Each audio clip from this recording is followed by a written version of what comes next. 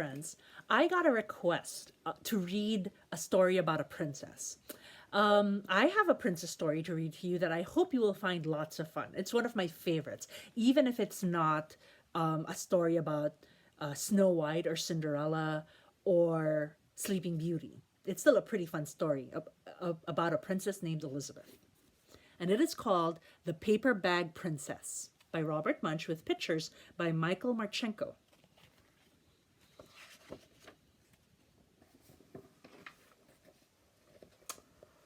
Elizabeth was a beautiful princess. She lived in a castle and had expensive princess clothes. She was going to marry a prince named Ronald. There's Elizabeth in a beautiful pink dress, and there's her fiancé, Ronald. Unfortunately, a dragon smashed her castle, burned all her clothes with his fiery breath, and carried off Prince Ronald. Uh-oh. She was left with no clothes. Even the one she was wearing got burnt. And there goes Prince Ronald in the dragon's claw. Elizabeth decided to chase the dragon and get Ronald back. She looked everywhere for something to wear, but the only thing she could find that was not burnt was a paper bag. So she put on the paper bag and followed the dragon. He was easy to follow because he left the trail of burnt forests and horses' bones. Finally, Elizabeth came to a cave with a large door that had a huge knocker on it. She took hold of the knocker and banged on the door. The dragon stuck his nose out of the door and said, "Well, a princess." How could he tell that she was a princess? She's not wearing any princess clothes. Oh, does she still have a crown on her head? I think she does. A princess? I love to eat princesses, but I have already eaten a whole castle today. I am a very busy dragon. Come back tomorrow. He slammed the door so fast Elizabeth almost got her nose caught in it. Elizabeth grabbed the knocker and banged on the door again. The dragon stuck his nose out of the door and said, "Go away. I love to eat princesses, but I have already eaten a whole castle today. I am a very busy dragon. Come back tomorrow." "Wait!" shouted Elizabeth. "Is it true that you are the smartest and fiercest dragon in the whole world?" "Yes," said the dragon.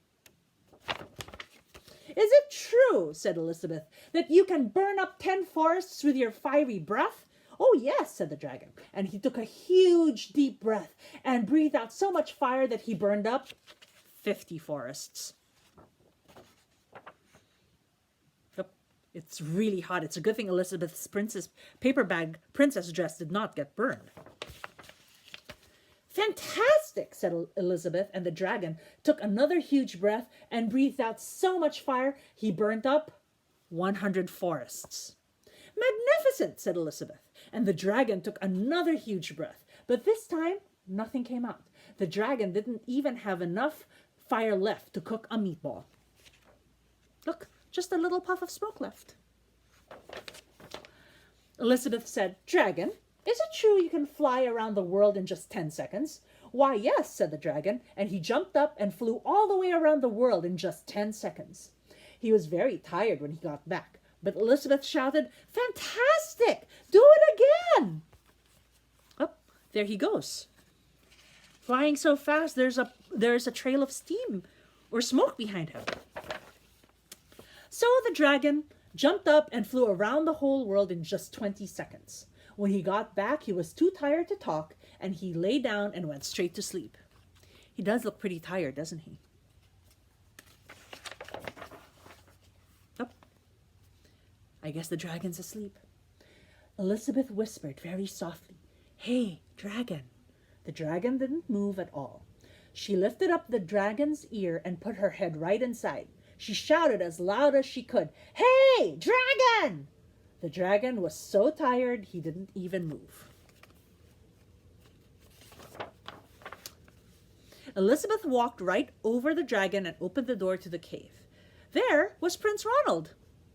He looked at her and said, "Elizabeth, you are a mess. You smell like ashes, your hair is all tangled, and you are wearing a dirty old paper bag. Come back when you are dressed like a real princess." "Was that that a very nice thing for Prince Ronald to say to Princess Elizabeth after she'd gone through all the trouble to get him back? I don't think so. Ronald, said Elizabeth, your clothes are really pretty and your hair is very neat. You look like a real prince, but you are a bum. Do you think that is a very nice thing for Elizabeth to say to Ronald? I don't think she means that word to be a kind word, right? I think she means it to be mean. What do you think it means, her calling him a bum? Can you think about it? They didn't get married after all. The end. Juliet, and everyone else who likes princess stories, I hope you enjoyed that.